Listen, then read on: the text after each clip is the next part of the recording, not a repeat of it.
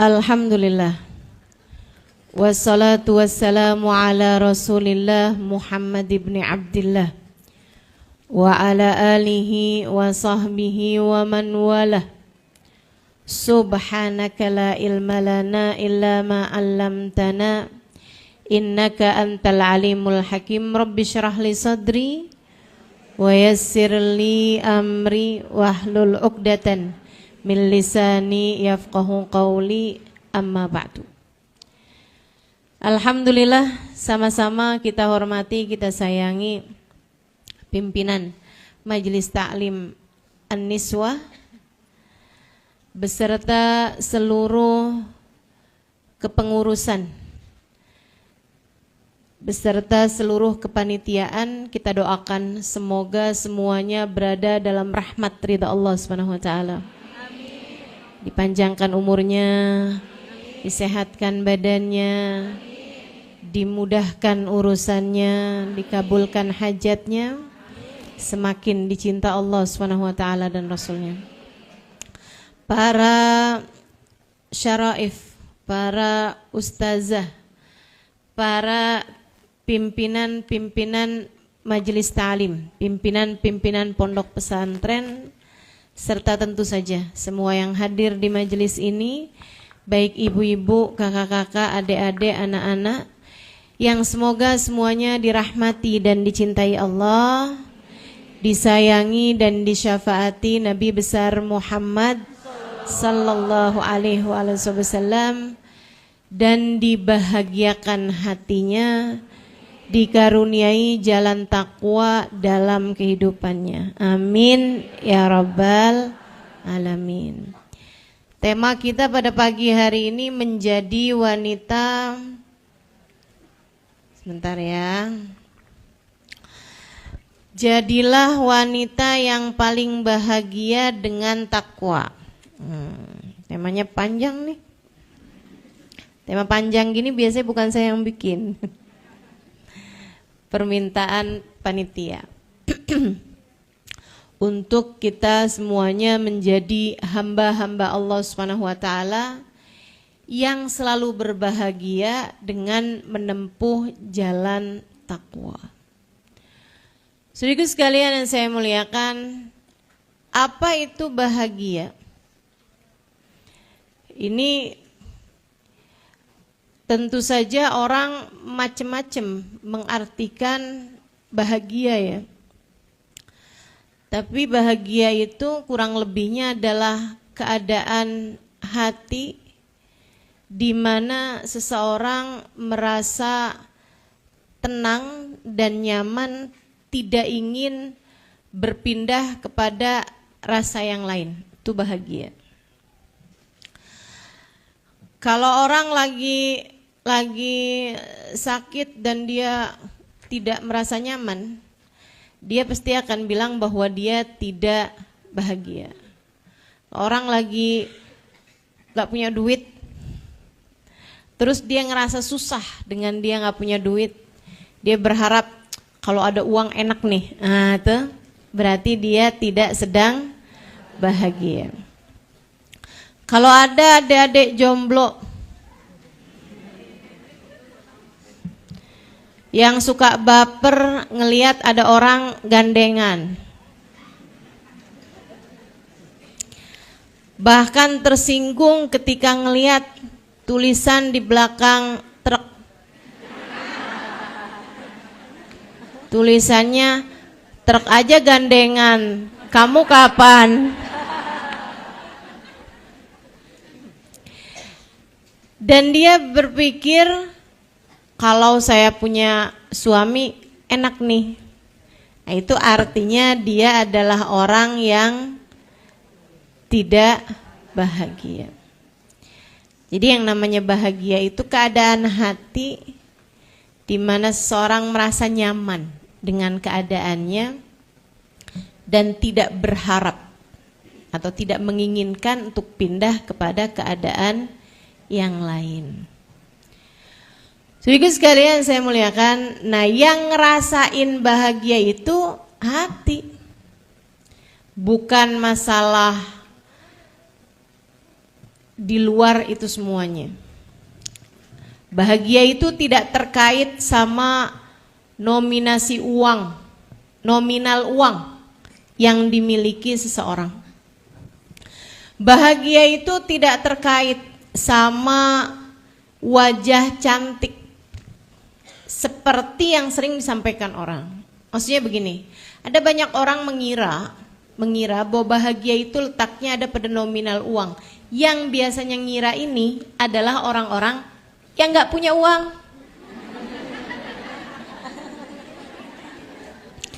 Dia kira kalau duitnya banyak, dia bahagia. Tapi orang-orang yang punya uang banyak, mereka bilangnya ternyata bahagia tidak terkait dengan uang. Sama halnya dengan ada banyak orang ngira bahwa kalau saya cantik saya bahagia. Yang ngomong gitu biasanya nggak cantik. Dia pikir kalau saya cantik nih, suami saya nggak akan cari perempuan lain. Padahal survei membuktikan banyak suami-suami yang ketika mohon maaf menyelingkuhi istrinya gitu ya, itu seringnya perempuan selingkuhannya itu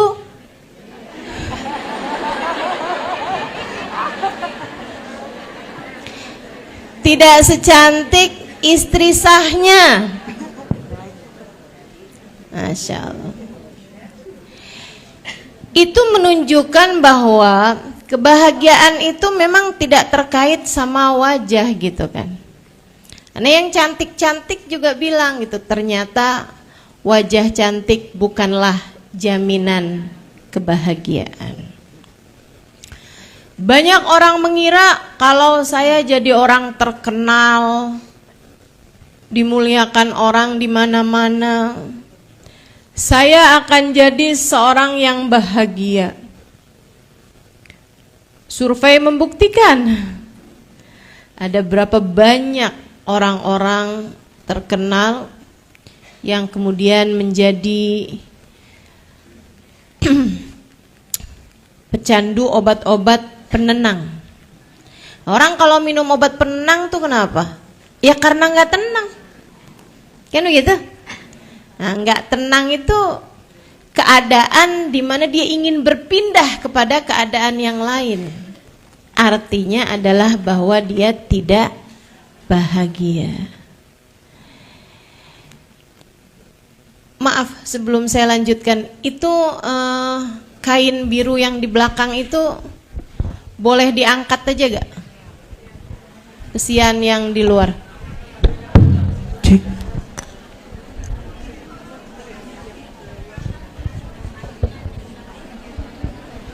Allah.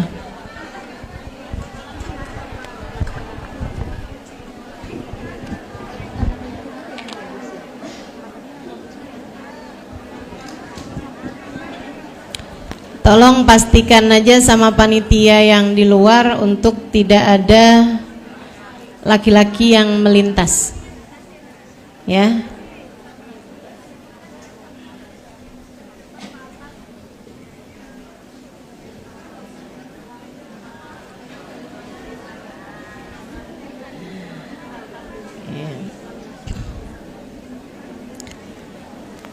Ini ada banyak teman-teman kita di atas juga ya.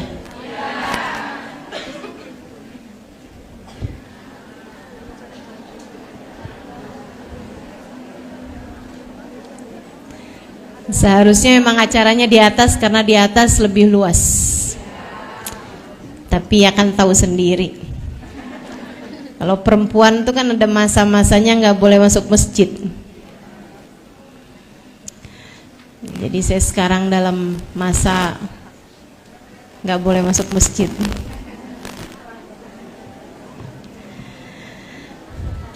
Ini banyak ibu-ibu yang bisa masuk masjid malah akhirnya jadi nggak masuk masjid. Gara-gara saya. Padahal kalau duduknya di atas malah pahalanya lebih banyak karena bisa diniatkan i'tikaf. Gimana kalau yang sekarang di bawah naik ke atas?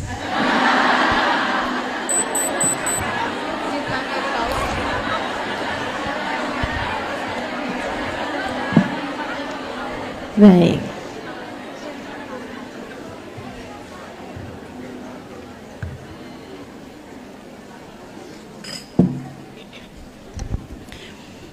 Saudaraku sekalian yang saya muliakan, kembali kepada pembahasan kita nih. Artinya, bahagia itu tidak terletak pada sesuatu hal yang di luar dirimu sendiri. Bahagia itu letaknya ada pada hati kita sendiri. Bahagia kita letaknya di hati kita. Nah sekarang gimana nih caranya bikin hati jadi bahagia? Saudaraku sekalian saya muliakan, saya akan sampaikan kepadamu tips-tips bahagia.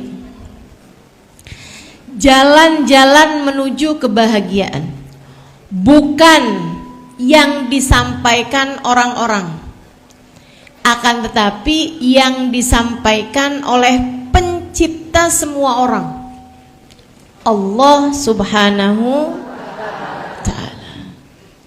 Tentang cara bahagia nih gimana sih ya Allah? Engkau yang menciptakan hati kami, Engkau yang paling tahu di mana sebenarnya alamat bahagia kami. Biar hati kami nih ya Allah selalu merasa bahagia, tak ingin berpindah kepada keadaan yang lain. Saudaraku sekalian saya muliakan, nih ya, kayak sekarang duduk di sini nih. Yang duduk sekarang lihat saya misalnya gitu. Apakah kamu ingin berpindah kepada keadaan yang lain?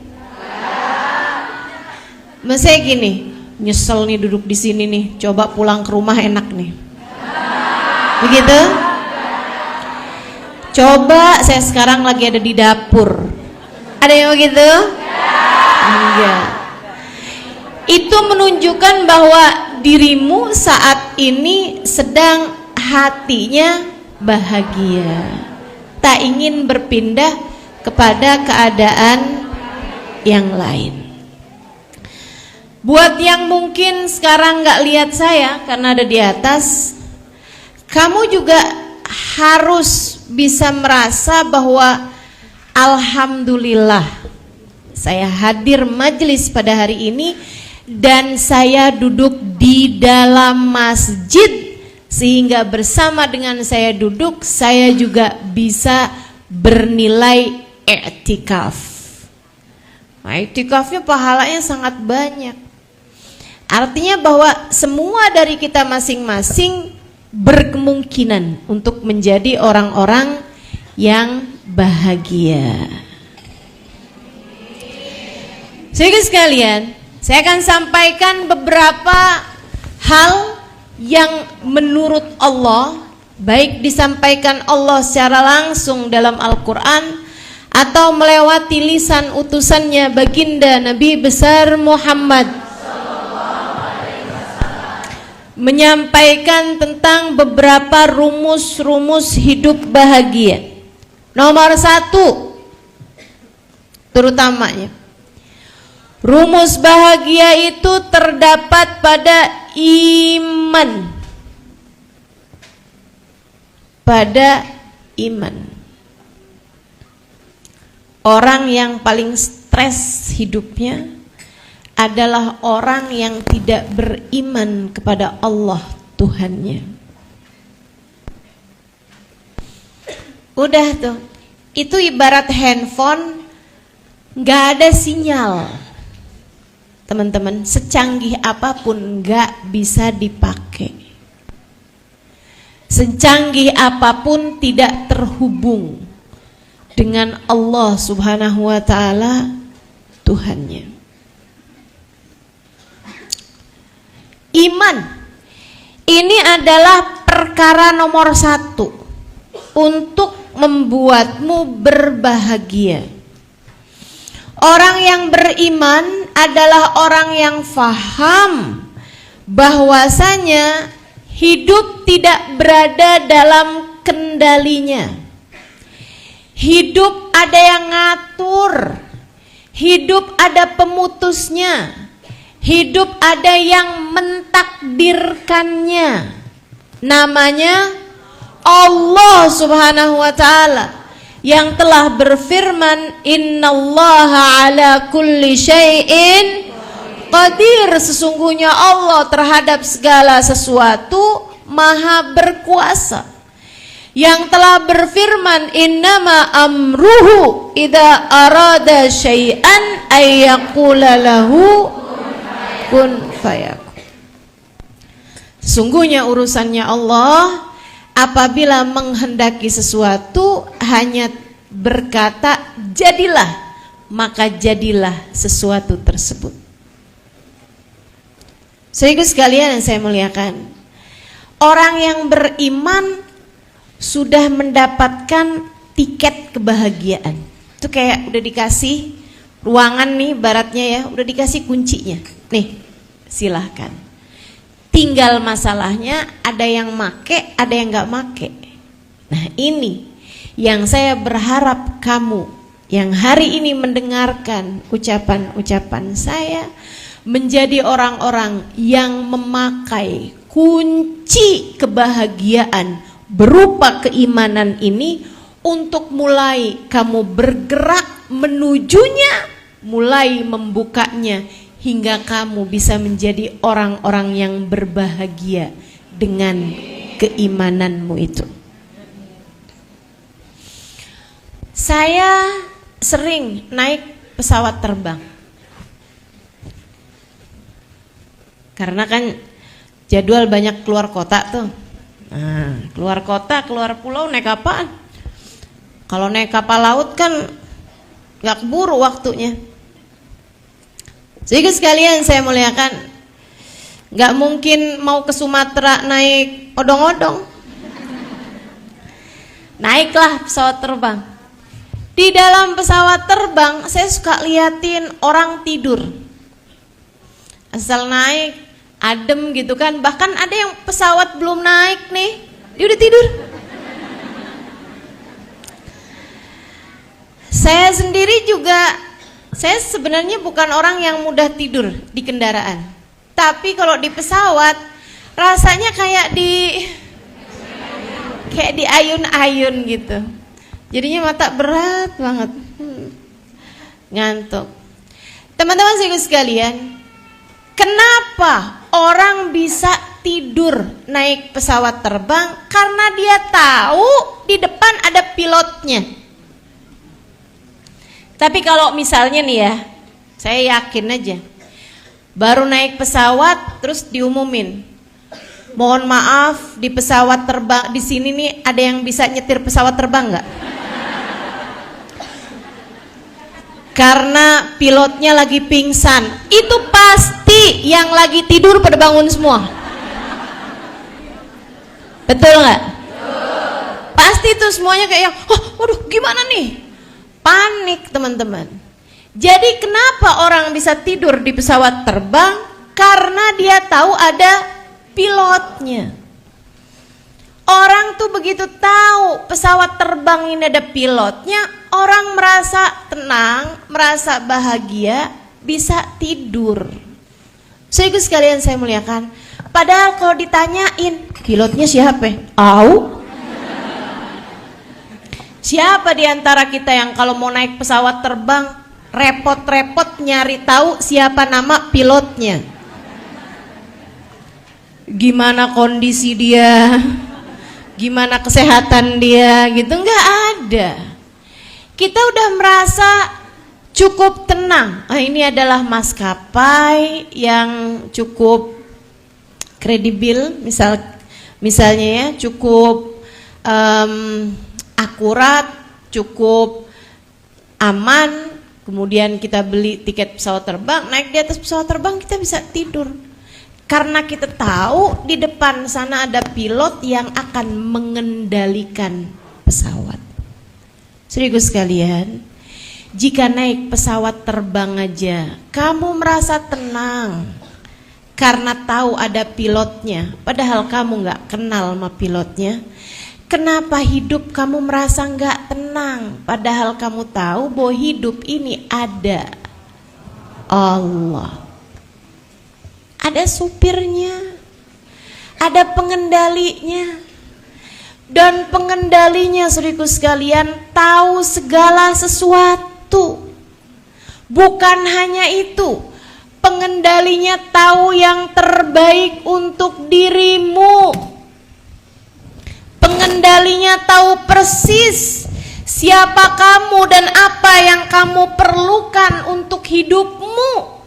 Dan dia bahkan mengizinkanmu untuk mengenal dirinya. Dia bahkan mengizinkanmu untuk mengenal dirinya. Dia bahkan telah memperkenalkan dirinya kepadamu. Innani anallah, la ilaha illa ana, fa'budni wa aqimis salata lidzikri. Kata Allah, sungguhnya aku adalah Allah, la ilaha illa ana. Tidak ada Tuhan kecuali aku. Tidak ada yang mengatur hidupmu selain aku. Tidak ada yang memberikan kehidupan, kematian, sakit, kesembuhan kecuali aku. Tidak ada yang memberi kepadamu, tidak ada yang menghalangkan kepadamu kecuali aku. Kamu bahkan tidak dapat melangkah kecuali dengan izinku. Tidak ada daun jatuh dari pohonnya kecuali dengan izinku. Kamu aku perkenankan menghembuskan nafas. Kamu aku perkenankan untuk berjalan seluruh anggota tubuhmu ini dengan fungsinya masing-masing. Semuanya aku berikan kepadamu. Sebab kamu hambaku, aku adalah Tuhanmu. Tidak ada pengatur hidupmu kecuali aku. Fa'budni, maka beribadahlah kepadaku. Wa aqimis sholata lidzikri, dirikanlah sholat untuk mengingatku. Saudaraku sekalian yang saya muliakan, maka orang akan berkemungkinan hidup dengan jauh lebih tenang ketika dia beriman dan mempergunakan keimanannya untuk mengatur hatinya. Selalu ingat bahwa pengendali kehidupan, pengatur kehidupan hanya satu, namanya Allah. Tenang tuh. Maka istri-istri yang beriman faham bahwa rezeki itu bukan dari suaminya tapi dari Allah. Maka adik-adik jomblo tenang hatinya ketika dia faham bahwa jodoh dalam genggaman Allah. Maka ibu-ibu yang pada puja anak-anak perawan, anak-anak jomblo juga nggak khawatir, tenang hatinya karena faham bahwa jodoh anaknya ada di tangan Allah. Dek, pacaran tidak mendekatkanmu kepada jodoh. Ini harus saya ulang-ulangi dimanapun. Pacaran tidak mendekatkanmu kepada jodohmu, hanya membatasi pilihanmu terhadap jodoh. Nggak deketin seseorang sama jodoh. Jangankan pacaran, yang udah booking gedung, sebar undangan, batal, ada apa nggak ada? Ada kok gitu. Apatah lagi sekedar pacaran. Banyak banget pacaran 7 tahun. Abis itu kawin, bukan sama dia. 7 tahun jagain jodohnya orang. Sesudah 7 tahun saya pacaran dengannya, akhirnya saya hadir juga di pelaminan sebagai tamu undangan.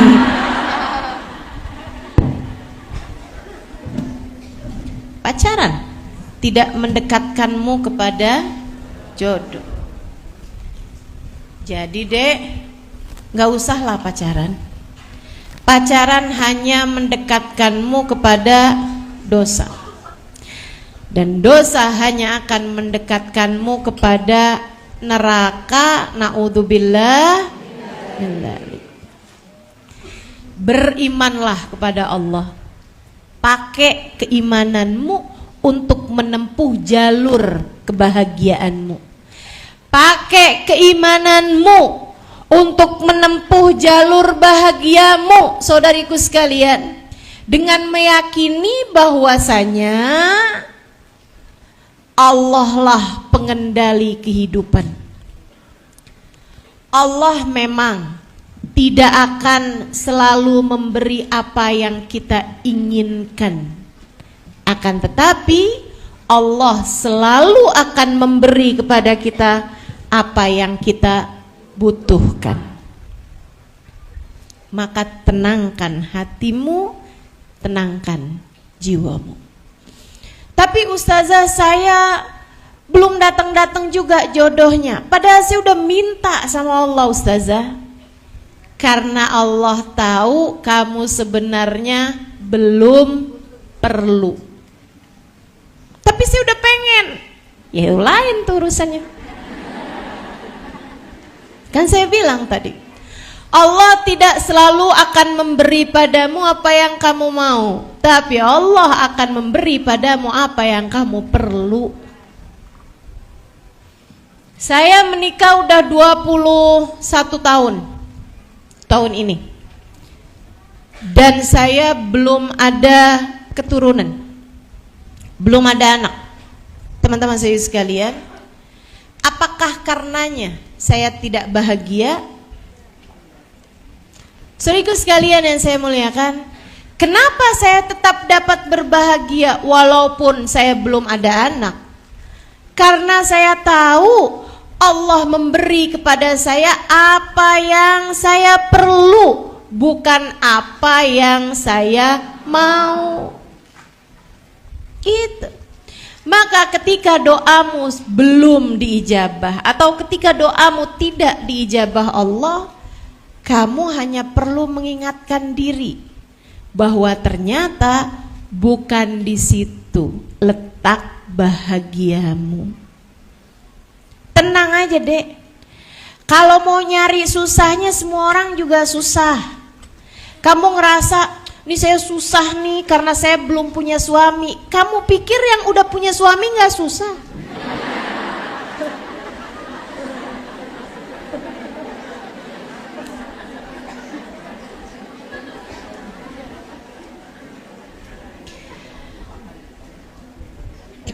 Orang lagi zaman sekolah, kalau saya udah kerja enak nih. Pas udah kerja, kalau saya udah nikah enak nih. Pas udah nikah, kalau saya udah punya anak enak nih. Udah punya anak, kalau anak udah gede-gede enak nih. Pas udah tua, dulu waktu zaman saya muda enak tuh kayaknya. Kapan kamu enaknya? Masya Allah. Kalau mau bicara susah, susah semua orang, gitu kan? Karena hidup memang tidak pernah ideal buat siapapun. Maka yang perlu kamu ingat untuk jadi jalan bahagiamu, kamu ingatkan hatimu bahwa hidup ini ada pengaturnya yang sudah menentukan. Siang ini nih perlunya segini, yang ini nih perlunya ini. Maka dia memberi sesuai dengan yang kamu perlukan. Ada yang ngatur, tenang aja. Maka yang perlu kamu lakukan di atas muka bumi ini adalah mulai kenakan sabuk pengaman, tegakkan sandaran kursi, kan begitu ya. Kemudian bacalah doa, Bismillah, amantu billah, tawakkaltu ala Allah, La haula wala quwata illa billahil aliyil azim. Tenangkan hatimu dan mulailah terbang. Kan begitu? Mulailah jalani kehidupan dengan tenang, dengan bahagia. Tenang, sudah ada yang ngatur. Gitu. Jadi dalam keadaan apapun kamu perlu ingatkan dirimu dengan satu hal itu. Lagi ada yang sakit, wahai hati, tenang, tenang. Ada Allah yang maha menyembuhkan. Keadaan lagi sulit, gak punya uang, wahai hati, tenang, tenang. Bersama dengan kita ada Allah. Makasih. Bersama dengan kita ada Allah yang maha mengatur kehidupan kita. Kasih. Ini kan Allah memberi saya apa yang saya perlukan. Tanpa perlu saya ngomong sama siapa-siapa dari tadi, nggak enak banget nih.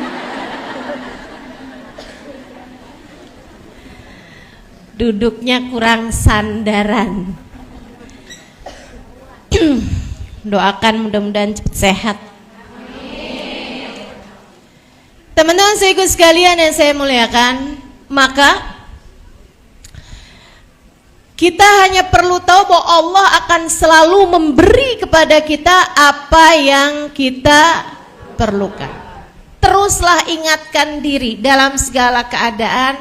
Tenang wahai diri, ada Allah. Tenang wahai hati, ada Allah. Apapun saja kondisimu, selalulah ingatkan hati dengan hal tersebut. Nomor 1 dari kunci kebahagiaan adalah iman. Yang nomor 2, kunci kebahagiaan adalah zikrullah.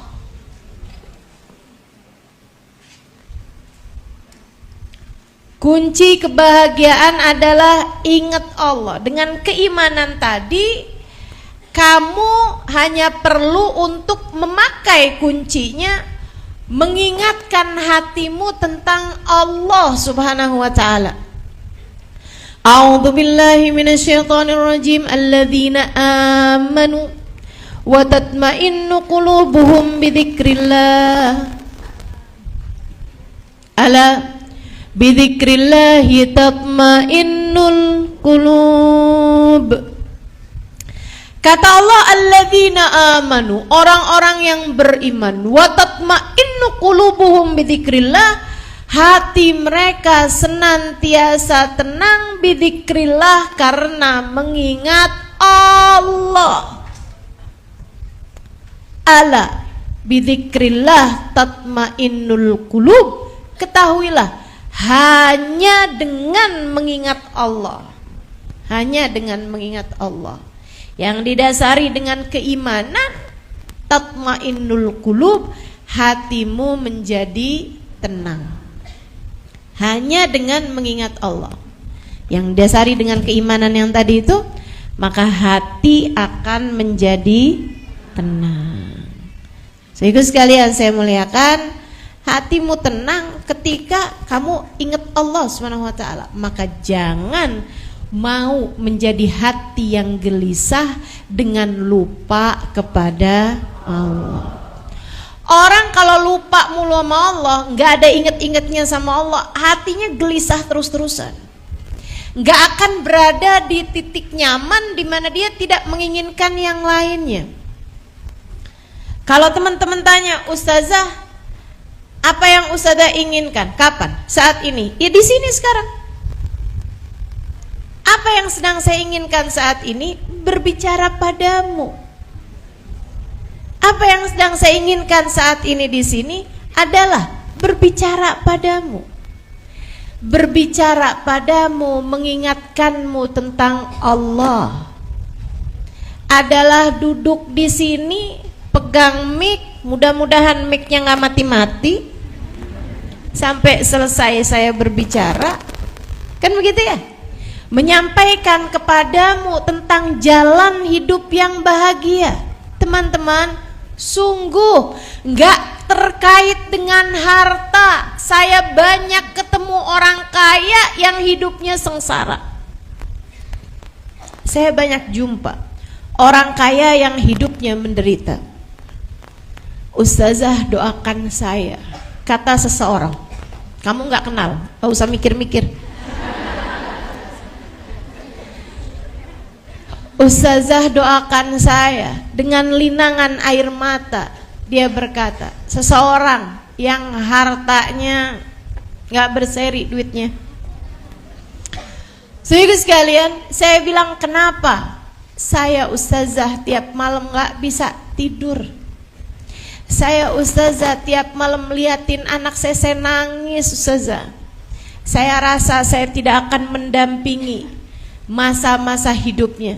Saya bilang, kenapa? Kamu kena sakit yang membuat kamu akan segera meninggal dunia gitu, kata dokter misalnya. Enggak juga ustazah, saya sebenarnya enggak kenapa-napa. Saya sendiri juga enggak tahu kenapa.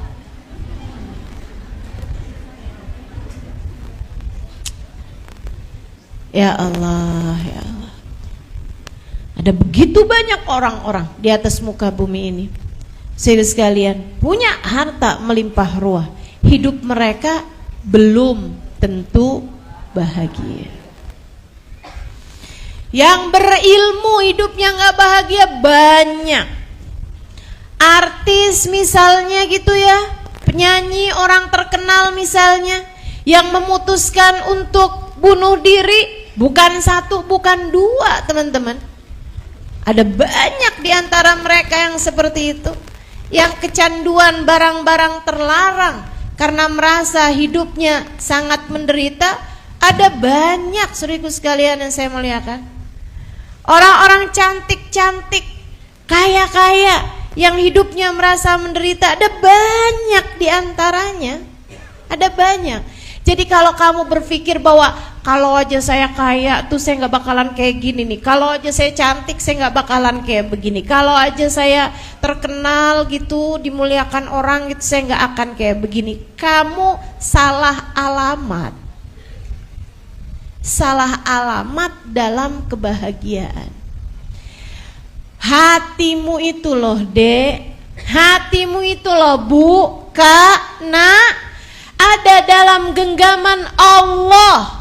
Dan Allah Subhanahu wa ta'ala telah menyampaikan bahwasanya hatimu akan aku jadikan tenang di saat hatimu mengingat aku. Allahnya bilang begitu. Ala bidzikrillahi tatmainnul qulub. Ketahuilah, hanya dengan mengingat Allah hati merasa tenang, hati merasa bahagia. Siapa manusia yang hidupnya paling bahagia di atas muka bumi ini? Baginda kita, Nabi besar Muhammad sallallahu alaihi wasallam. Hingga dengan kebahagiaan hatinya, beliau mampu membahagiakan orang lain. Bukan satu, bukan dua, bahkan jutaan umatnya di dunia hingga kelak di hari akhirat nanti. Saudaraku sekalian yang saya muliakan, baginda kita Nabi besar Muhammad, manusia yang hidupnya paling bahagia dunia hingga akhirat. Karenanya Allah menyampaikan tentang beliau. Katanya Allah Subhanahu wa ta'ala tentang Nabi Muhammad, ketika datang Tauban yang ingin bersama dengan Nabi Muhammad, Allah turunkan ayat A'udzubillahi minasyaitonirrajim, man yuti'illaha war rasul faulaika ma'alladina an'amallahu alaihim minan nabiyyin wasiddiqin wasyuhada wassalihin wa hasuna ulaika rafiqa. Kata Allah, siapa yang taat kepada Allah, siapa yang taat kepada Rasulullah Muhammad sallallahu alaihi wasallam, kayak Thauban ini nih, faulaika ma'alladzina an'amallahu alaihim, dia nih yang taat sama Allah dan Rasulnya akan dikumpulkan bersama dengan Nabi Muhammad. Tapi Allah ketika menyebutkan tentang Nabi Muhammad dan orang-orang bahagia yang bersama dengan Nabi Muhammad, Allah menyebutkan bahasanya an'amallahu alaihim, orang-orang yang paling nikmat hidupnya. Yang paling nikmat hidupnya. Yang diberi kenikmatan sama Allah paling banyak. Siapa mereka? Minan nabiyyin, Nabi Muhammad dan nabi-nabi yang lain.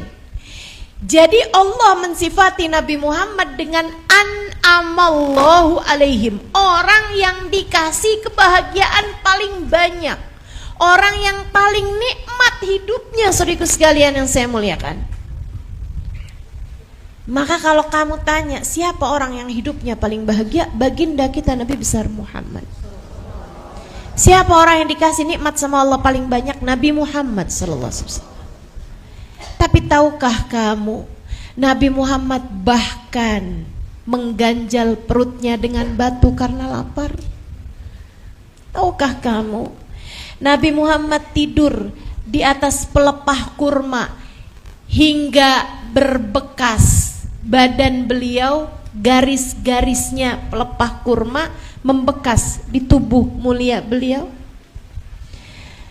Tahukah kamu, Nabi Muhammad alaihi salam, manusia paling bahagia ini makan dan tidak ada lauknya, roti keras nggak ada lauknya, minta lauk sama istrinya, istrinya bilang kita sedang punya tidak sedang punya apa-apa Rasulullah kecuali cuka. Nabi Muhammad bilang hati, kemarikanlah kalau begitu. Nabi pun mulai mencocol roti keras beliau dengan cuka. Saudara sekalian, Nabi Muhammad memakannya. Kayak apa tuh rasanya? Gimana wajah beliau ketika memakan makanan tersebut? Nabi Muhammad memakannya dengan tersenyum bahagia. Sampai sesudah makan, istrinya bertanya, bagaimana rasanya wahai Rasul? Karena rupanya istrinya aja gak pernah nyoba. Nabi Muhammad menjawab, ni'mal idamul khal. Saya baru tahu ternyata lauk paling enak adalah cuka. Kenapa begitu wahai Rasul? Karena Nabi Muhammad mengingat Allah dalam setiap waktunya, faham bahwa rezeki ini dari Allah. Maka Allah pun menjadikan hati Nabi Muhammad lapang. Allah pun menjadikan hati Nabi Muhammad tenang. Allah pun menjadikan hati Nabi Muhammad bahagia bidzikrillah, dengan beliau senantiasa mengingat Allah. Istri yang selalu mengingat Allah bahagia siapapun suaminya. Dia lihat suaminya senyum. Suaminya nanya, kamu senyum-senyum kenapa? Seneng jadi istri abang.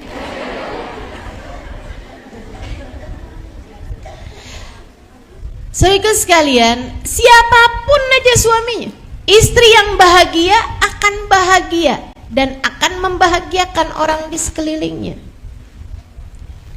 Kenapa gitu? Karena dia ketika melihat suaminya, yang dia lihat bukan saldo rekeningnya, yang dia lihat bukan seberapa tebal dompetnya, yang dia lihat bukan seberapa banyak laki-laki tersebut bisa transfer kepadanya. Akan tetapi saat dia melihat suaminya, dia mengingat Allah. Inilah laki-laki yang Allah jadikan surgaku berada dalam tangannya. Inilah laki-laki yang Allah jadikan kunci surgaku ada dalam tangannya. Maka dia pun bergegas menuju surganya dengan mendekati yang pegang kunci surga. Gitu. Maka kalau suaminya lagi nyenengin, lagi gampang dihadapin, alhamdulillah, surga emang adem, surga emang enak nih, pantes aja nih surga. Kalau suaminya lagi menyebalkan, saya percaya dia pemegang kunci surga, karena surga memang berat.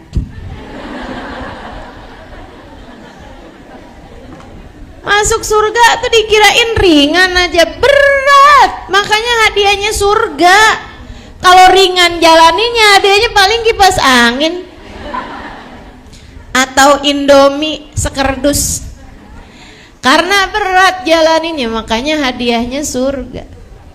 Tapi hatinya bahagia dalam segala keadaan apapun, karena dia melihat suaminya, dia ingat sama Allah. Dia lihat anak-anaknya, dia ingat Allah. Inilah anakku.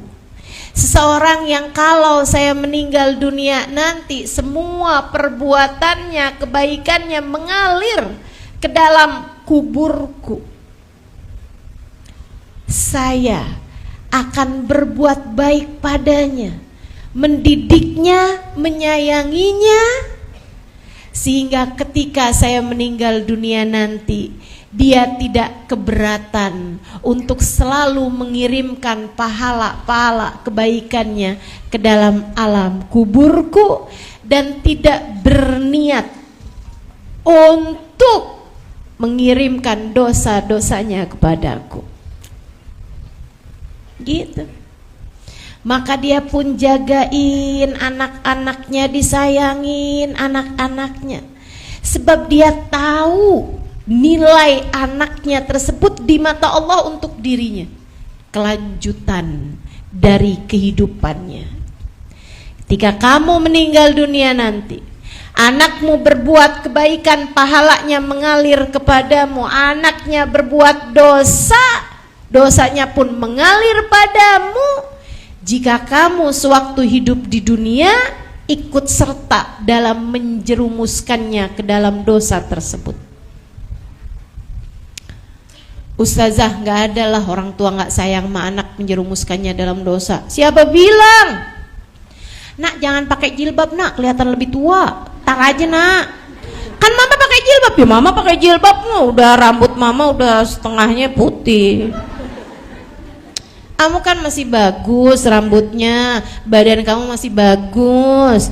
Nanti kalau kamu pakai jilbab nih kelihatan lebih tua, nantinya nggak ada laki-laki yang mau sama kamu. Ada yang begitu? Ada di sini yang begitu? Yang cantik dong, biar kamu itu bisa dapetin laki-laki yang kaya-kaya gitu loh. Ada yang jualan anaknya kayak begitu? Saudaraku sekalian yang saya muliakan, nih ibu-ibu nih yang tidak paham bahwasanya anak kelanjutan perbuatanmu, Bu. Kelanjutan perbuatanmu nantinya. Kamu baru mama anggap anak yang berbakti kalau kamu udah bisa bikinin rumah buat mama ya. Di kota, mama udah bosan tinggal di kampung. Ini orang tua apa preman yang modelan begini nih? Ya Allah, ya Allah, ya Allah. Jangan salahkan siapa-siapa. Kalau anak-anak kemudian menjadi orang yang untuk mendapatkan harta menghalalkan segala cara, hingga kalau kamu meninggal dunia nanti hanya akan ada dosa-dosa yang terus mengalir ke dalam alam kuburmu sudah kamu meninggal dunia nanti. Na'udzubillah min dzalik. Saudaraku sekalian yang saya muliakan, maka istri yang bahagia akan mengingat Allah dalam hubungannya dengan suaminya, dalam dia bersikap kepada suaminya. Ibu yang bahagia akan selalu mengingat Allah terhadap hubungannya dengan anak-anaknya.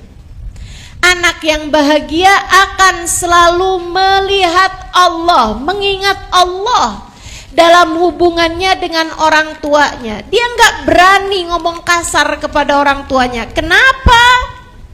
Sebab Allah meletakkan keridhaan Allah ada pada ridhonya orang tua, dan Allah meletakkan kemurkaan Allah ada pada kemurkaan orang tua. Dia melihat Allah pada diri orang tuanya, pada diri orang tuanya. Tapi orang tua saya nggak soleh, Ustazah, Dek, Kak. Kita nggak pernah bisa milih dari orang tua semacam apa kita lahir di atas muka bumi ini. Kita nggak pernah bisa milih dari orang tua macam apa kita keluar ke atas muka bumi ini. Akan tetapi kamu bisa milih perlakuan macam apa yang akan kamu perlakukan kepada orang tuamu itu. Sebab hubungan anak dengan orang tua adalah apa yang sudah Allah tetapkan untuk menjadi jalan kehidupanmu. Untukmu yang punya orang tua yang soleh, punya ibu yang soleha, punya bapak yang soleh, berbahagialah. Mudah bagimu untuk menjadi anak yang berbakti kepadanya. Tapi untukmu yang punya orang tua yang kurang soleh, yang punya orang tua yang bahkan tidak bertanggung jawab pada anaknya, misalnya bapakmu meninggalkanmu, ibumu juga begitu kepadamu, menuntut banyak hal kepadamu, misalnya dari urusan-urusan dunia. Dek, yang sabar, lihat Allah. Allah lah yang sudah menentukan itu semua.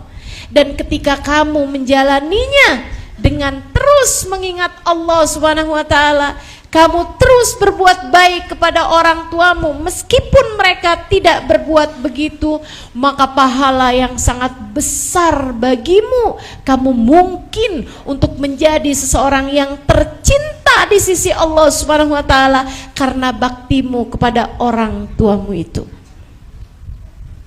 Tenang, semua jalan hidup ini seperti film yang sudah ditentukan oleh sang sutradara untuk kamu jalani. Kamu hanya perlu menjalaninya dengan cara yang terbaik. Tetaplah tersambung dengan Allah. Tetaplah mengingat Allah. Tetaplah faham bahwa pengatur kehidupan dunia ini adalah Allah Subhanahu wa ta'ala. Tenang, Dek, kalau kamu tetap berbakti kepada orang tua meskipun orang tuamu tidak soleh, tidak soleha, meskipun orang tuamu sangat menguji kesabaranmu untuk itu, tenang, Allah janjikan untukmu, Allah akan membalasnya lewat perlakuan dan bakti anak-anakmu padamu nantinya. Allah akan berikan untukmu anak-anak yang berbakti kepadamu. Sebaliknya, kalau kamu lupa bahwa orang tuamu adalah yang Allah telah tentukan untukmu, sehingga kamu balas keburukan orang tuamu dengan perlakuan durhakamu kepada mereka, kamu berkata kasar kepada mereka, kamu menyakiti mereka, kamu tidak memperdulikan mereka, kamu berbuat jahat pada mereka, tunggulah, tahun, 2, 3, 4, 5 tahun yang akan datang, kamu akan mendapati buruknya perlakuan anak-anakmu padamu. Birru aba'akum tabirrukum abna'ukum. Kata Nabi Muhammad, berbaktilah kalian kepada orang tua kalian, anak-anak kalian akan berbakti kepada kalian. Kama tadin tudan, sebagaimana kamu berbuat, seperti itu pula lah kamu akan dibalas. Dulu Baba Maliam pernah bercerita, ada seorang ayah diseret sama anaknya turun dari tangga rumah, dari atas tangga tuh diseret sama anaknya. Bapak nih memang dasar Pak ya, saya sakit hati sama bapak nih, bapak tahu rasa nih, diseret sama anaknya. Anaknya besar gitu ya, badannya bapaknya udah ringkih, udah lemah gitu tubuhnya, diseret sama anaknya terus sampai ke bawah. Begitu sampai di bawah, bapaknya bilang, "Nak, tanggung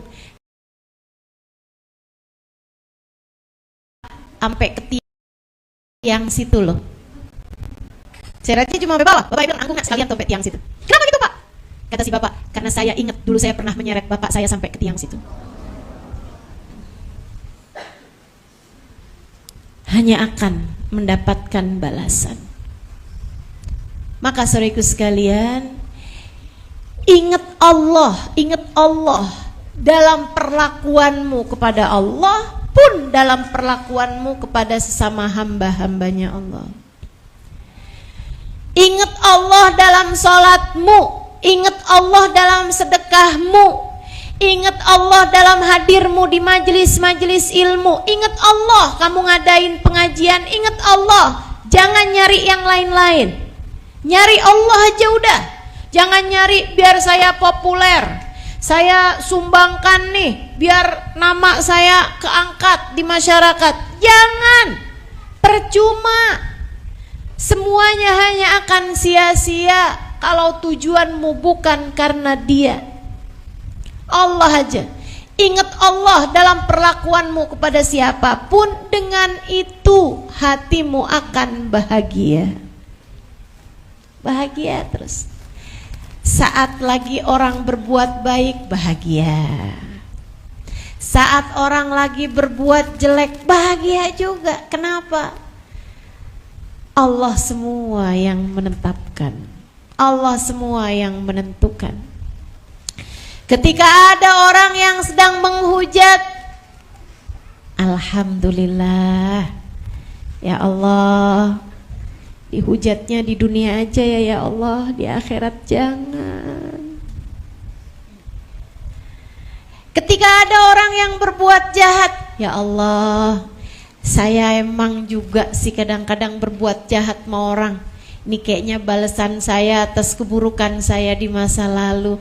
Ya Allah, dibalasnya di dunia aja ya Allah, di akhirat jangan.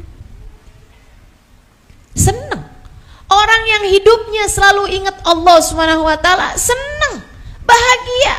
Dia nggak mudah tersinggung karena faham tidak ada sesuatu terjadi kecuali dengan izin Allah. Dia faham itu, maka dia jalankan kehidupannya. Yang ketiganya nih, jalan bahagia ada pada jalan takwa. Iman nomor 1, zikrullah nomor 2, jalan takwa nomor 3-nya. Apa itu? Menjalankan perintah Allah, menjauhi larangan Allah.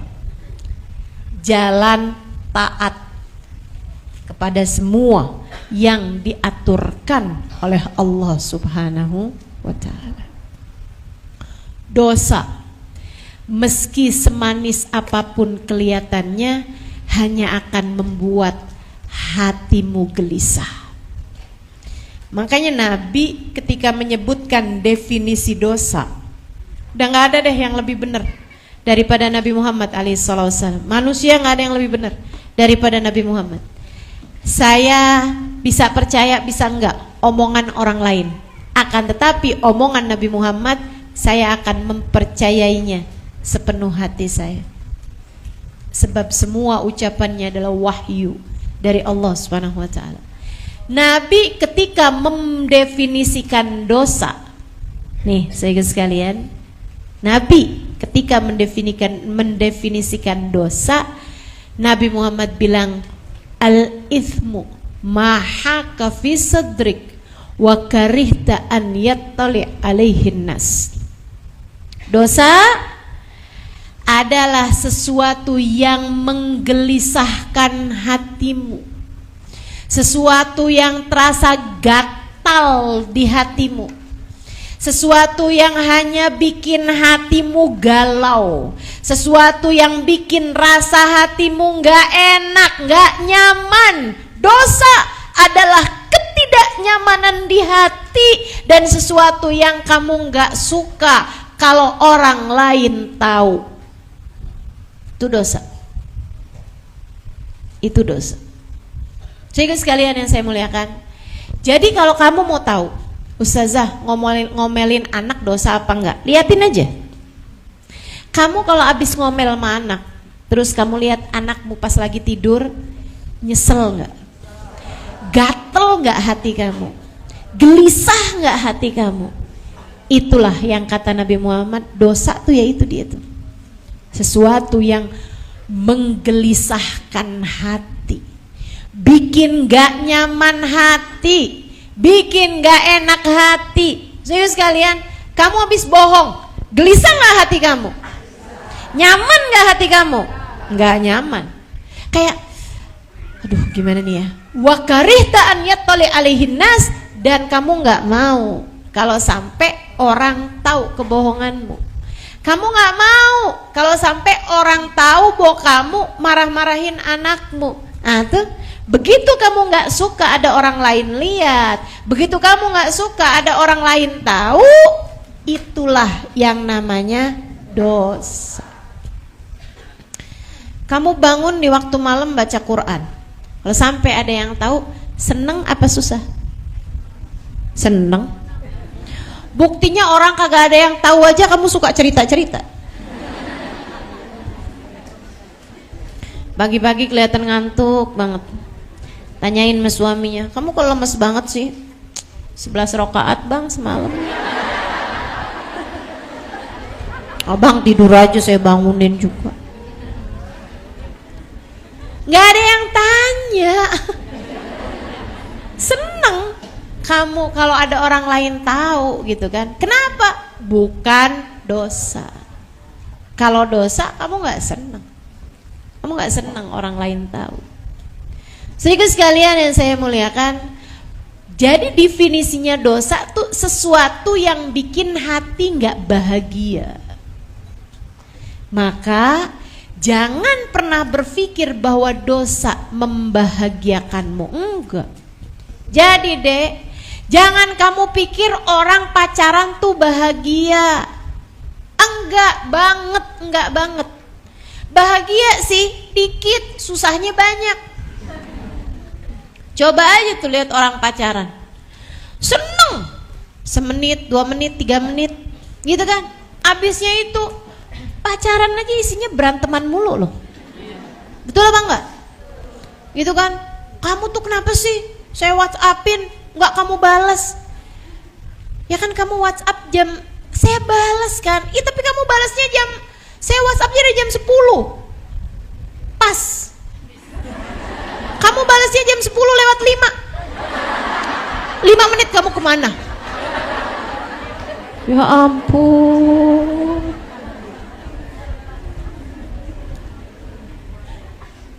Dosa bikin orang tuh jadi PA.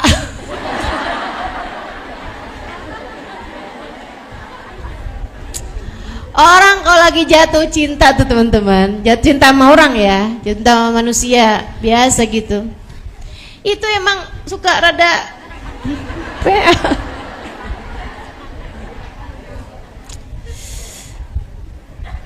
Ya Allah. Jadi bahagia ada pada jalan taat. Semakin orang tenggelam dalam jalan taat kepada Allah, dia patuh aja apapun yang diperintahkan, sholatnya benar, zikirnya iya, selalu ingat Allah, gitu kan ya, sholawatannya iya juga gitu, jalan taat dijalanin, semakin hatinya bahagia teman-teman. Dia sama suaminya hormat, dia sama anaknya sayang, dia sama orang tuanya sayang, dia sama saudara-saudaranya sayang, hatinya semakin bahagia. Hablum minallah benar, hablum minan nas benar, orang bahagia. Saudaraku sekalian, semakin tenggelam dalam dosa, semakin gelisah hatinya.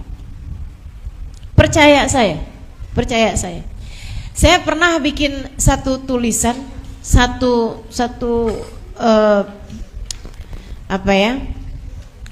tulisan atau satu pembahasan gitu, bahwa orang tuh kalau lagi tenggelam dalam dosa dugem, misalnya malam-malam tuh dunia gemerlap, ya dia mabok, dia inian sama temen-temennya tuh, dia jejingkrakan di diskotik, joget-joget segala macem tuh.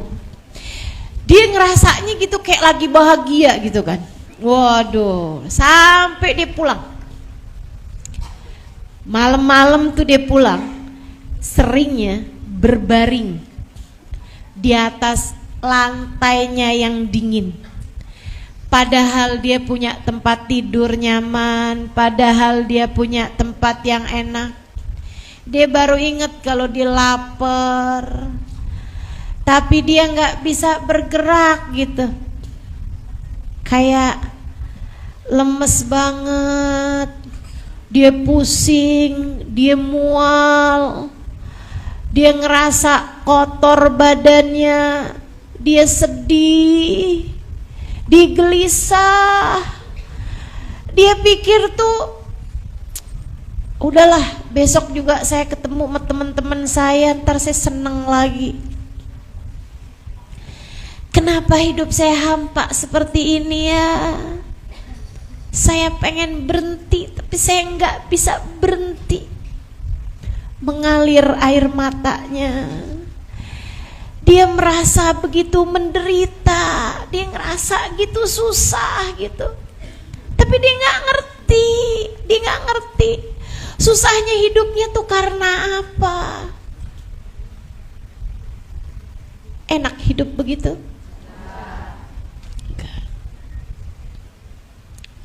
Enggak. Sehingga sekalian, ada seorang kakak datang sama saya dengan linangan air mata, Ustazah doain adik saya Ustazah. Adik saya Ustazah tenggelam dalam dosa-dosa Ustazah. Saya udah lama gak ketemu sama dia. Dia kabur dari keluarga, sudah orang tua kami meninggal. Dia bilang satu hari saya dapatin saudara saya ini Ustazah, ada fotonya lagi pakai pakaian renang, pegang botol minuman keras. Cantik teman-teman, sangat cantik. Bodinya udah kayak, iya, itulah ya, body goal kata orang sekarang. Sehingga sekalian saya muliakan, saya bilang ya udah gini aja, saya bantu doa, nanti kalau sampai satu hari nanti kamu ketemu lagi sama dia, saya cuma pesan sama kamu satu hal aja, jangan dimarahin dan disayangin. Kalau kamu mau nanya nggak usah nanya. Kalau kamu mau nyuruh dia, nggak usah nyuruh dia untuk nutup aurat atau sholat atau apa gitu. Saya bilang nanti kalau kamu ketemu dia, kalau kamu mau nyuruh dia, suruhlah buat makan. Tanyain aja, udah makan dek gitu. Yuk, kamu pengen makan ini nggak? Apa sih yang kamu lagi pengen makan? Kamu sayangin aja. Saya bilang sayangin, bahagiain hatinya. Kenapa gitu Ustazah? Karena dia sudah cukup menderita. Beberapa tahun kemudian, teman saya ini cerita, dia bilang Ustazah, adik saya udah ketemu. Ustazah mau tahu ketemunya. Jadi ada temen adik saya. Dia bilang kenal sama keluarga kami. Satu waktu telepon sama abang, dia bilang kasih tahu lokasinya, selamatin adiknya. Abang saya pergi ustazah ke sebuah bekas hotel yang sudah nggak kepake. Isinya itu tempat yang sudah sangat tidak terawat. Kelihatannya banyak jangkis, banyak pecandu-pecandu itu pada narkobaan di situ gitu. Dibilang bau campur antara bau pesing, bau bau muntah, bau kotoran manusia, ya, campur sama bau minuman keras, campur sama bau asap-asapnya barang-barang haram, bau rokok, bau segala macam tuh. Ustazah masuknya udah bikin mual. Dia bilang abang saya datang ke sana udah dikasih lihat, udah dikasih tahu nomor bekas nomor kamar sekian gitu. Dia bilang abang saya begitu buka kelihatan adik saya ustazah dalam keadaan udah overdosis dengan busa-busa keluar dari mulutnya gitu. Dia bilang dan dalam keadaan tanpa selembar benang pun.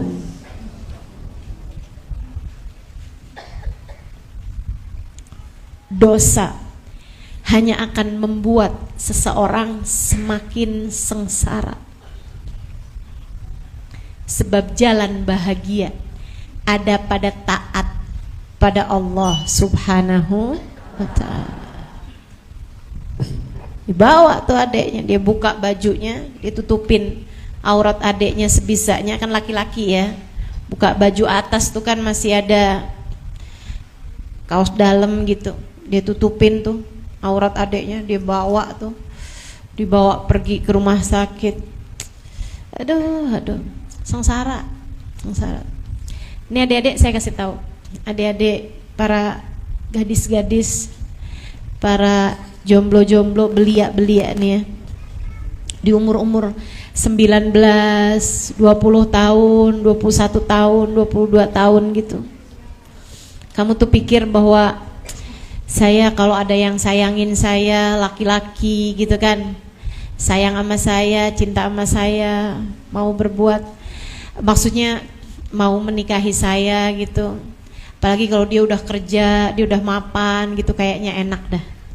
Kamu pun kemudian berjumpa dengan laki-laki yang hatimu terpaut dengannya, dia pun terpaut denganmu. Kalian mulai dari yang asalnya ketemuan, lama-lama pegangan tangan, lama-lama cari semak-semak.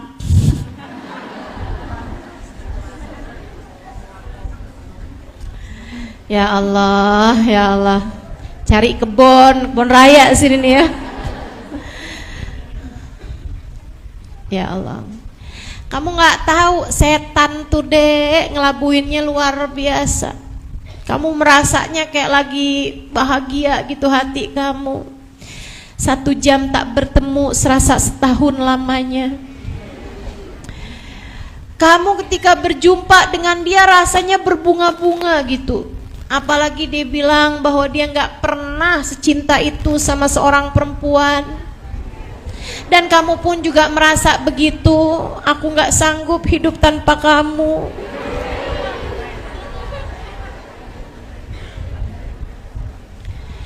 Teman-teman seikus sekalian yang saya muliakan, adik-adik nih dengerin saya. Maka kemudian setan pun mengelabui kalian berdua sampai haram zina pun kalian kerjakan.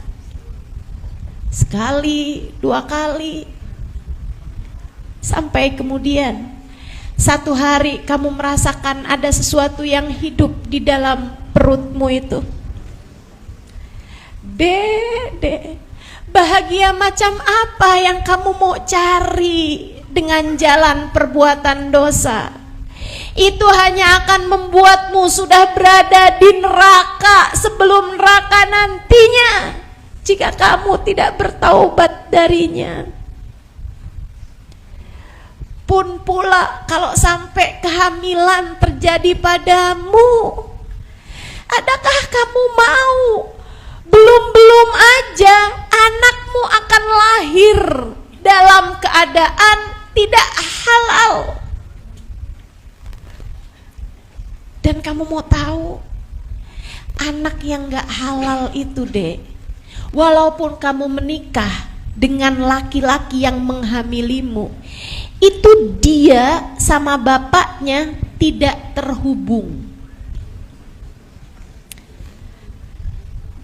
Bapaknya tersebut tidak sah untuk menjadi wali nikahnya. Bapaknya itu dia tidak saling memberi warisan ketika meninggal dunia, gak ada hak waris. Adikku sayang, pikirkan jauh-jauh. Belum lagi yang kamu kira bahagia itu tidak bahagia. Yang ada adalah kegelisahan demi kegelisahan. Dek, orang hamil itu halal aja berat, gimana haram coba? Orang melahirkan itu dengan setengah nyawa, melahirkan yang halal diridhoi aja berat, separuh nyawa, perjuangan seorang ibu. Mau kamu melahirkan seorang anak yang bahkan ianya terhukum sebagai anak yang tidak halal? Meskipun semua anak suci, yang najis, yang haram adalah perbuatan orang tuanya. Pikirkan panjang-panjang dek, beberapa menit itu bisa berbahaya padamu. 9 bulan. Untuk kemudian seumur hidup anak tersebut, bahkan seumur hidupmu, bahkan bisa jadi bukan hanya seumur hidupmu di dunia, akan tetapi seumur hidupmu di akhirat. Kamu bisa kehilangan tiket keselamatan, kamu bisa kehilangan tiket surga, kamu bisa kehilangan tiket kebersamaan dengan Nabi Muhammad hanya karena beberapa menit dosa zina yang kamu lakukan. Adik-adikku sayang, berpikirlah panjang, berpikirlah panjang. Bukan di sana letak bahagiamu.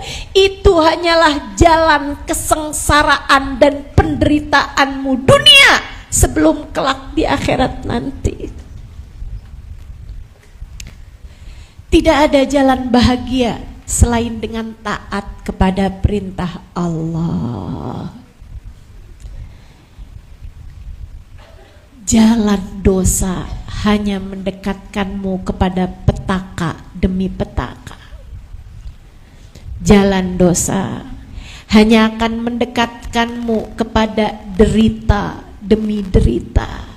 Jangan percaya, jangan percaya sama bisik rayu setan, jangan percaya sama apa yang disampaikan oleh orang-orang di luaran sana tentang manisnya cinta semalam, tentang indahnya kekasih gelapku.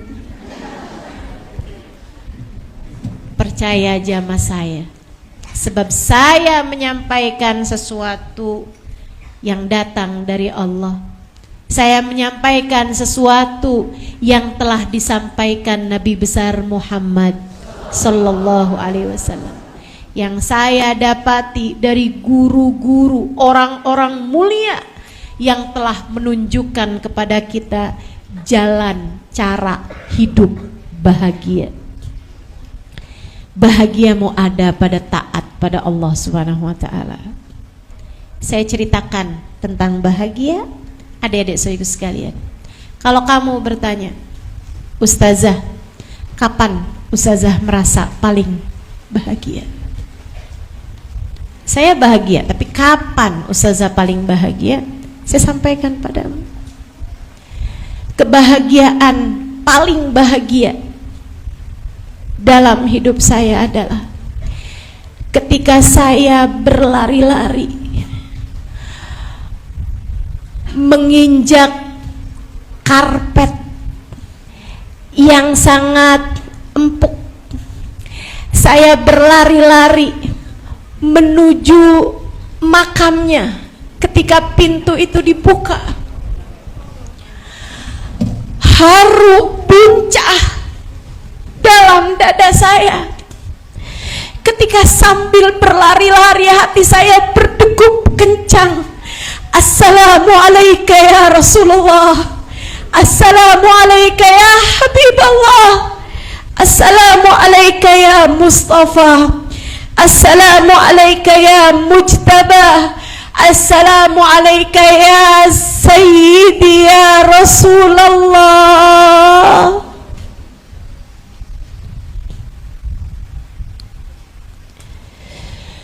Ketika pintunya dibuka dan mata saya berhadapan dengan makamnya, yang saya tahu meski secara jasad beliau sudah tak lagi ada di atas muka bumi sejak 1400 tahun yang silam, akan tetapi beliau senantiasa bersama dalam hati saya. Saat tiap hari saya menceritakan tentang kehidupannya, saat tiap hari saya menceritakan tentang kalam-kalam hadis-hadisnya, tentang setiap hari saya akan berdiri bersama dengan, nyaris setiap hari saya akan berdiri bersama dengan puluhan, ratusan, ribuan muslimah, dan kita akan sama-sama bersama berkata, ya Nabi salam alaika, ya Rasul salam alaika, ya Habib salam alaika, salawatullah alaika, anta syamsun anta badrun anta nurun fawqa nuri sirun wali anta misbahus suduri. Allah ya Nabi salam alaika, ya Rasul salam alaika, ya Habib salam alaika, salawatullah alaika. Itu bahagia, itu bahagia, sebahagia-bahagianya. Saya berani berkata bahwa itu adalah saat-saat paling membahagiakan dalam hidup saya. Saudaraku sekalian, untuk saya bisa berharap kebahagiaan ini pula lah yang semoga berlipat-lipat saya rasakan ketika datang di padang mahsyar, jika Allah bukakan pintu untuk saya kembali bisa berlari menjumpainya. Itu bahagia. Jangan percaya bahagia yang selain daripada jalan cinta, jalan taat kepada Allah Subhanahu wa ta'ala dan Rasulnya. saudariku sekalian yang saya muliakan, jangan percaya sama bahagia jika membuatmu harus mengerjakan dosa. Tidak ada bahagia dalam jalan dosa. Bahagia ada pada jalan taat, dalam jalan Allah Subhanahu wa ta'ala. Saudaraku sekalian yang saya muliakan, bahagia itu ada pada sujud di waktu malam. Ketika sesudah sujud, dengan linangan air mata kamu memanggil-manggil nama Allah. Ya Allahu ya Allah, ya Allahu ya Allah, ya Allahu ya Allah, ya Allahu. Betapa sepanjang hidupmu kamu banyak berpaling darinya, akan tetapi dia tak henti-hentinya memberikan kenikmatan padamu. Kamu ingat betapa seringnya kamu berbuat dosa padanya, betapa seringnya matamu kamu gunakan untuk sesuatu hal yang tidak dia ridhoi, akan tetapi dia masih mengizinkanmu untuk berjumpa dengan orang soleh-soleha di atas muka bumi ini. Betapa Allah Subhanahu wa ta'ala masih memperkenankan kamu tetap dapat melihat keindahan dunia, meskipun matamu berulang-ulang kamu gunakan untuk perbuatan-perbuatan dosa. Kamu mengingat, ya Allah, abu'u laka bi ni'matika alayya wa abu'u bi dzambi. Ya Allah, Engkau datang padaku dengan bertubi-tubi karunia, dengan bergunung-gunung kenikmatan, dengan kesenangan-kesenangan, dengan rejeki-rejeki yang tak terhitung jumlahnya, dengan kesehatan, dengan anugerah-anugerah yang beraneka rupa. Engkau masih mengizinkanku, ya Allah, hadir di majelis-majelis, berjumpa dengan orang-orang baik, padahal diriku berlumuran dengan dosa-dosa. Faufirli, ampunilah dosa-dosaku ya Allah.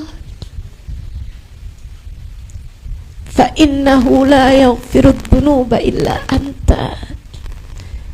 Aku tahu tak ada yang dapat mengampuni dosaku kecuali Engkau ya Allah.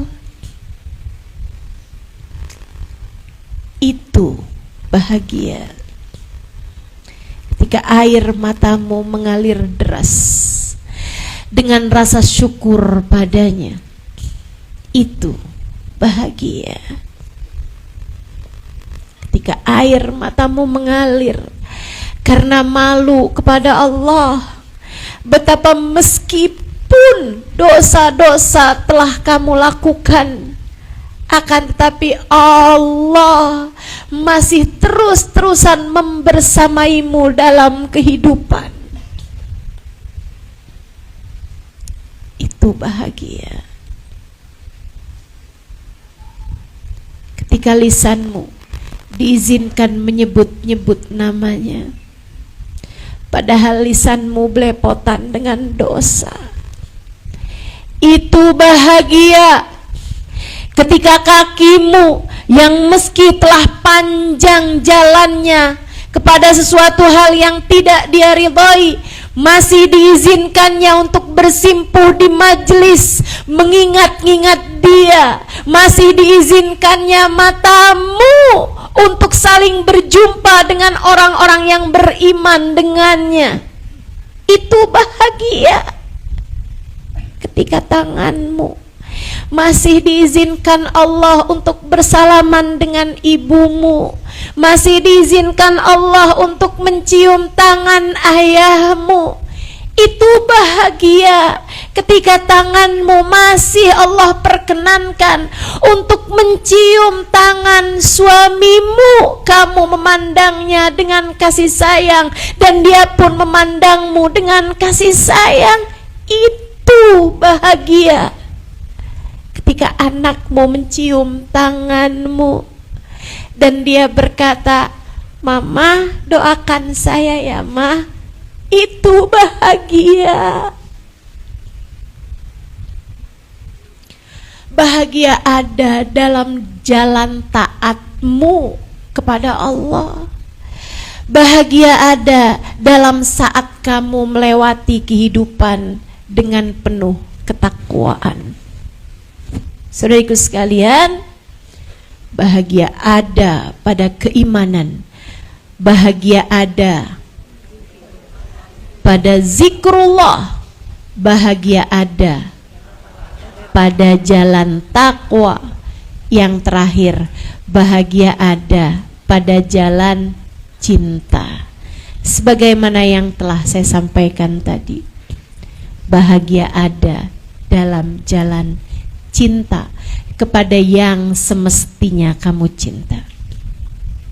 Hatimu tuh bahagia kalau udah bener rutenya, jalan takwanya kamu jalani, hatimu penuh cinta kepada Allah, hatimu penuh cinta kepada Rasulullah, hatimu penuh cinta kepada orang-orang yang semestinya kamu cinta, yang dapat menyelamatkan hidupmu dari dunia hingga akhirat nanti. Para kekasih-kekasih Allah, orang-orang tercinta di sisi Allah, mereka punya syafaat untuk bisa menyelamatkan ketika nanti sampai kamu di akhirat dalam keadaan yang berbahaya. Ada tangan-tangan yang dapat mengangkatmu dari sana. Para kekasih-kasih Allah, cintai Sayyidah Fatimah Zahra, putri baginda kita Nabi besar Muhammad. Cintai Sayyidah Khadijatul Kubra, perempuan paling berjasa dalam ajaran agama Islam. Cintai Sayyidah Aisyatur Ridha, ustazah pertama, pendakwah pertama dalam Islam, Sayyidah Aisyah alaiha ridwanullah. Cintai para sahabat-sahabat Nabi Muhammad, wabil khusus al-hurafa'ur rasyidin, Sayyidina Abu Bakar, Sayyidina Umar, Sayyidina Uthman, Sayyidina Ali. Cintai para keluarga Nabi besar Muhammad sebagai jalan cintamu untuk mencari cintanya Nabi besar Muhammad. Seperti yang beliau sampaikan, ahibbullah lima yaghdukum bihi min ni'amih wa ahibbuni li hubbillah wa ahibbu ahla baiti li hubbi. Cintai Allah karena telah menganugerahkan kepada kalian berbagai kenikmatan. Cintai aku karena cinta kalian kepada Allah. Cintailah keluargaku karena cinta kalian kepadaku. Cintai keluarga Nabi, cintai para habaib, cintai para syaraif sebagai salah satu jalanmu menuju cintanya Nabi Muhammad, menuju ridha Allah SWT, menuju surga Allah SWT. Cintai para ulama sebagai pewaris-pewaris Nabi Muhammad. Al ulama warathatul anbiya. Ulama adalah pewaris para nabi. Cintai guru-gurumu yang dapat membimbingmu menuju jalan Allah, yang dapat memberitahumu jalan menuju surga. Cintai mereka, berkhidmatlah kepada mereka, doakan mereka. Berusahalah untuk melakukan sesuatu hal yang membuat mereka juga cinta padamu. Cintailah umat Nabi Muhammad sallallahu alaihi wasallam.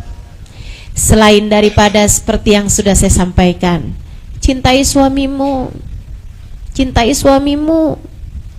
Jangan cintai suami orang. cintai orang tuamu, cintai anak-anakmu, cintai saudara-saudarimu. Itu jalanmu menuju kebahagiaan. Teman-teman saudaraku sekalian, orang yang gak sayang sama saudaranya, hidupnya gak bakal bahagia. Lihatin aja deh, hidupnya tambah susah. Tuh yang suka rebutan warisan sama saudaranya, hidupnya susah, hidupnya gelisah. Walaupun kelihatannya hartanya banyak, teman-teman, itu di dalamnya penuh dengan kehampaan, penuh dengan kepalsuan. Orang yang gak sayang sama saudaranya tuh, liatin aja tuh, gak bakalan seneng hidupnya. Jadi saran saya, kalau kamu punya saudara ngerebutin harta warisan kamu, kasihin. Kenapa gitu Ustazah? Karena uang masih bisa kamu cari di tempat yang lain. Tapi saudara, mau gimana ceritanya pindah kakak? Saya nggak apa-apa kehilangan uang, saya nggak mau kehilangan saudara. Jadi kalau ada saudara ngerebutin harta warisan kita, kasihin sama dia, nggak apa-apa, kasihin. Oh Ustazah mah karena Ustazah duitnya banyak. Bukan masalah itu teman-teman, tapi yang namanya uang tuh bisa kamu cari di tempat yang lain. Betul? Apalagi ini saya kasih tahu nih, Allah tuh kalau lihat kamu melepaskan dunia, kamu melepaskan dunia yang direbutkan sama yang lain-lain, Allah akan gantikan untukmu dunia yang jauh lebih menyenangkan bagimu. Percaya saya, percaya saya. Nggak usah susah-susah ngelepasin dunia kamu. Jadi kalau kamu nih hadir di satu majelis, berkatan kamu direbutin sama orang lain, kasihin. Betul? Nggak jadi barokah, Bu, Kak, Dek. Kalau dipengenin sama orang lain tuh nggak jadi berkah. Kasihin aja sama yang lain udah. Oh saya nggak kebagian dong Ustazah. Nggak apa-apa, nggak kebagian. Noh di luaran sana noh banyak restoran Padang. Betul? Makanan bisa dicari, minum bisa dicari, iya kan ya? Tapi rahmatnya Allah, kasih sayang Allah susah nyarinya kalau kamu kelewat. Kalau kamu nih kelewat rahmatnya Allah, susah nyarinya. Nah rahmatnya Allah tuh didapat buat siapa? Buat yang paling banyak rahmatnya sama yang lain, buat yang paling banyak kasih sayangnya kepada hamba-hambanya Allah. Ada kamu lihat orang gak kebagian, nih Bu buat ibu aja, kan begitu tuh, nih buat kamu aja. Saudaraku sekalian yang saya muliakan, kamu kasihan sama dia, kamu rahmati dia, kamu sayangi dia, Allah kasih sayangnya kepadamu gak main-main. Allah sayang sama hamba-hambanya yang punya kasih sayang paling besar kepada sesamanya. Semakin kamu gak tegaan sama orang lain, Allah akan semakin gak tega sama kamu. Tapi semakin kamu berusaha menguasai, berusaha mendapatkan, semakin kamu tega sama orang lain, bahkan yang haram-haram aja kamu kerjakan, Allah pun semakin tega kepadamu. Makanya sampai-sampai Nabi Muhammad mengatakan dalam salah satu hadisnya, man lam yubali min ayyi babin dakhala alaihi rizq lam yubalillah min ayyi wadin min audiyati jahannam alaka. Kata Allah, kata Nabi Muhammad, siapa yang tidak peduli dari pintu mana rezeki masuk kepadanya, bahkan dari yang haram-haram sekalipun dia nggak peduli, maka Allah pun tidak peduli di lembah neraka jahanam yang mana Allah akan hancurkan dia. Siapa yang tidak peduli dari pintu haram masuk kepadanya rezeki, Allah pun tidak peduli dari lembah neraka jahanam yang mana Allah akan hancurkan dia.